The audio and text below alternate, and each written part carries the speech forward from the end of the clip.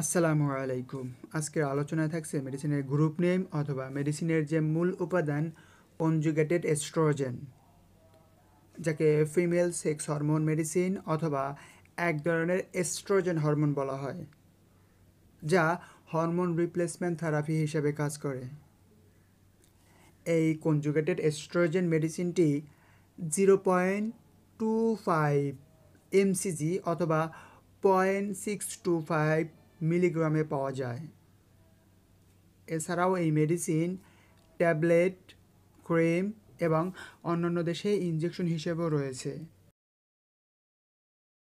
Indication or নির্দেশনা অথবা কী কী রোগের জন্য এই মেডিসিনটি দেওয়া হয়, এটি বিভিন্ন রোগে দেওয়া হয়। তার ভিতরে উল্লেখযোগ্য vaginal atrophy, menopausal vasomotor, prevention of post menopausal osteoporosis, hypogonadism, prostate cancer, metastatic breast cancer এবং ওভারিয়ান ফেলোর।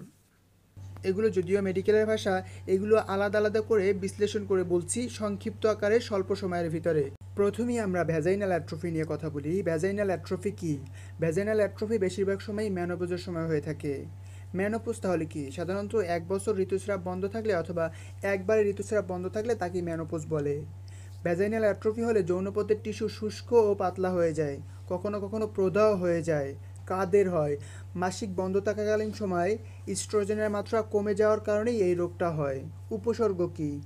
যৌন মিলনের সময় ব্যথা ও জ্বালাপোড়া অনুভব হওয়া, বারবার প্রস্রাব হওয়া, প্রস্রাবে জ্বালাপোড়া অনুভব হওয়া, যৌনপথে হালকা রক্তপাত বা অন্যান্য নিঃসরণ দেখা দেওয়া ইত্যাদি।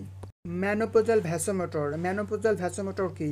ইস্ট্রোজেনের হরমোনের মাত্রা কমে গেলেই ম্যানোপোজাল ভ্যাসোমোটর উপসর্গগুলো দেখা দেয়।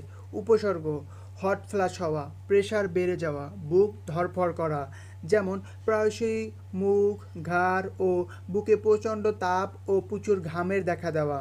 পরবর্তী স্টেপ নিয়ে কথা বলছি, prevention of post menopausal osteoporosis. এই রোগটি হলে শরীরের হাড় দুর্বল ও ভঙ্গুর হয়ে যায়, যে কারণে খুব সহজে ভেঙে যাওয়ার সম্ভাবনা থাকে, ফ্র্যাকচার হওয়ার সম্ভাবনা থাকে ইত্যাদি। এটা কিভাবে হয়? ঋতুস্রাব বন্ধ হওয়া মহিলাদের নানান হরমোনাল পরিবর্তন হয়, ফলে হাড়ের ক্যালসিয়াম শোষণের সাথে সাথে হাড়কে সুরক্ষা দানকারী ইস্ট্রোজেনের হরমোনের কার্যকারিতা বন্ধ হয়ে যায় এবং অস্টিওপোরোসিস ও ইস্ট্রোজেনের অভাবের সাথে ঘনিষ্ঠভাবে সম্পর্কিত। এটাকে প্রতিরোধ করতেই এই মেডিসিনটি প্রয়োগ করা হয়। হাইপোগোনাডিজম। হাইপোগোনাডিজম এই রোগে রোগীর টেস্টোস্টেরন হরমোনের মাত্রা কম থাকে। এটি একটি পুরুষ হরমোন, কারণ শরীরে যথেষ্ট মাত্রায় এই হরমোন সৃষ্টি করতে পারে না। উপসর্গ কী? উপসর্গ অনেকগুলো উপসর্গ রয়েছে, আমি শুধুমাত্র মূল কয়েকটি উপসর্গ তুলে ধরার চেষ্টা করছি। পেটে চর্বি, কোলেস্টেরলের পরিবর্তন, যৌনতা কমে আসা, হতাশা ও বিরক্তি বেড়ে যাওয়া, মনোযোগের অসুবিধা, হাড়ের ঘনত্ব ও খনিজ কমে যাওয়া, যে কারণে হাড়ের ক্ষয় দেখা দেওয়া ইত্যাদি। পরবর্তী স্টেপে প্রোস্টেট ক্যান্সার। প্রোস্টেট ক্যান্সার সম্পর্কে বিস্তারিত বলতে গেলে অনেক সময়ের প্রয়োজন। আমি শুধুমাত্র প্রোস্টেট ক্যান্সারের হলে কী কী উপসর্গ দেখা দিতে পারে সেই বিষয়গুলো তুলে ধরার চেষ্টা করছি। প্রস্রাবের সময় ব্যথা ও জ্বালা পোড়া অনুভব হওয়া বা জ্বালা পোড়া করা, প্রস্রাব ফোটায় ফোটায় পড়া, থেমে থেমে আসা, প্রস্রাবের সাথে অথবা বীর্যপাতের সাথে রক্ত বের হতে দেখা দেওয়া। ওভারিয়ান ফেলোর। ওভারিয়ান ফেলোর হলে যে উপসর্গগুলো দেখা দিতে পারে: মেনস্ট্রুয়েশন অথবা পিরিয়ড বন্ধ থাকে অথবা ইরেগুলার দেখা দেয়, প্রেগনেন্সি হতে বা কনসেপ্ট হওয়ায় অসুবিধা দেখা দেয়, রাতে ঘাম হতে দেখা যায়, যৌনতা শুষ্কতা দেখা যায়, চোখ ড্রাই আইস অথবা শুষ্কতা দেখা দেয় এবং যৌন আকাঙ্ক্ষা কমে আসে, যৌনতা করার সময় ব্যথা বা জ্বালাপোড়া হতে পারে ইত্যাদি।